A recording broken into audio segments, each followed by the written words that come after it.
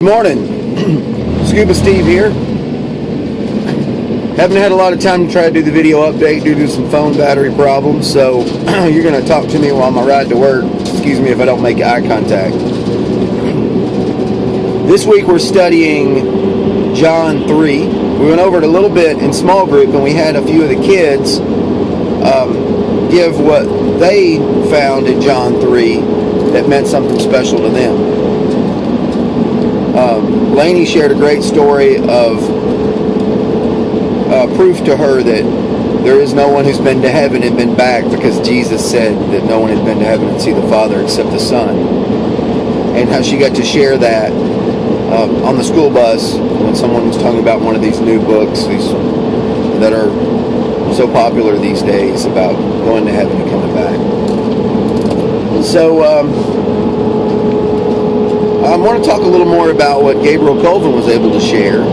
That it really stood out to him that Nicodemus didn't understand when he was talking to Jesus that what being born again was.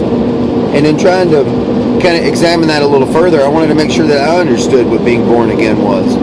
And I went back and looked at the Greek, which I don't do that kind of stuff very often, but in this case I wanted to be really sure that I wasn't just taking the popular Christian culture's idea of what born again was. I wanted to look at the root of it, and the word actually meant to be born from above or reborn, born again.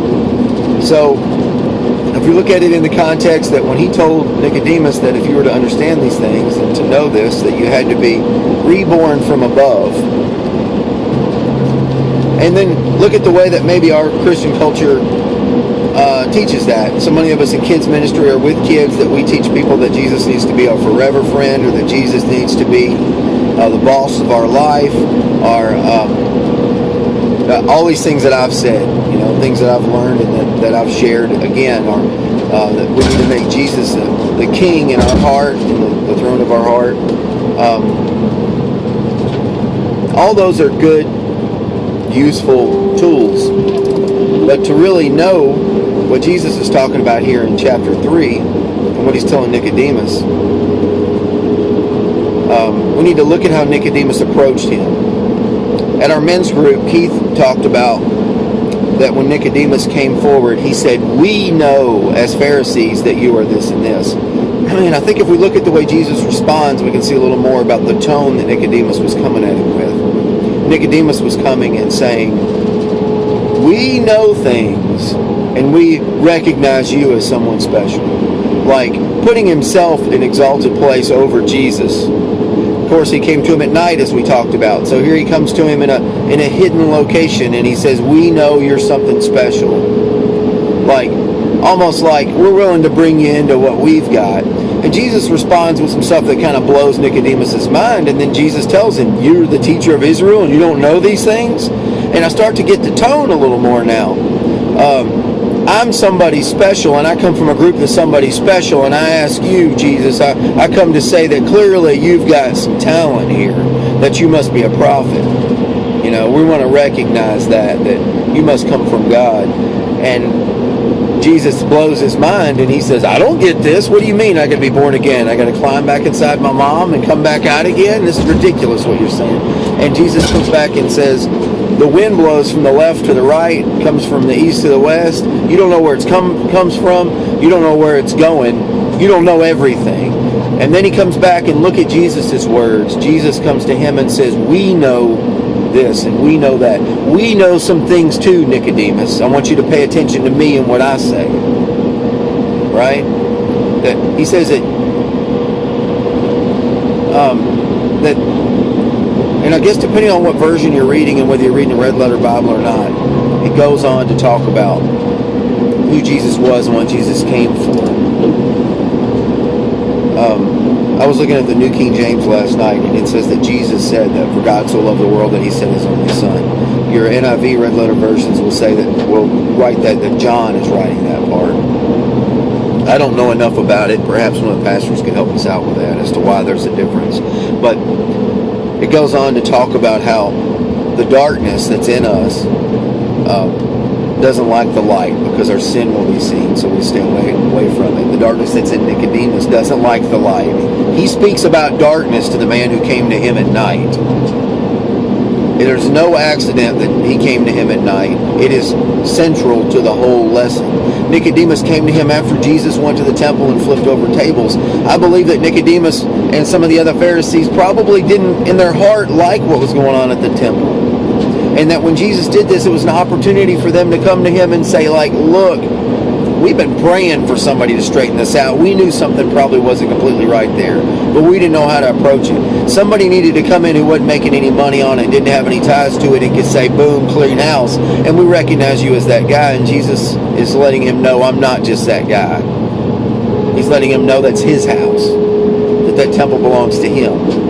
And that's a little different, and he's straightening Nicodemus out on something that's pretty major. And he's also, when he's talking about being born again, he's talking about dying. He's talking, and on he talks about it. He's talking about dying to who you think you are, dying to yourself. And when we look at it as Christians, and what's the takeaway for us? What are we supposed to take away from John chapter 3, especially the beginning part, as a group? And I believe this. We're not adding Jesus to our life. We're not asking Jesus to just come in. We're going back to those words that our pastors say when they baptize somebody, that you have died with Christ and raised again to new life. Are you dead? Are you dead to yourself? Am I dead to myself? Am I saying that self doesn't matter? I call myself dead. I don't just say Jesus died for my sins on that cross. I say I died on that cross when Jesus died on that cross. That when I look on that cross, the face I put on that mangled body that was so beaten for his sins is my face. And I say that I count myself as dead on that cross. And I count myself as resurrected in Christ, because just as Christ said that he would build that temple back in 3 days, that he would build himself back in 3 days, he was also talking about us.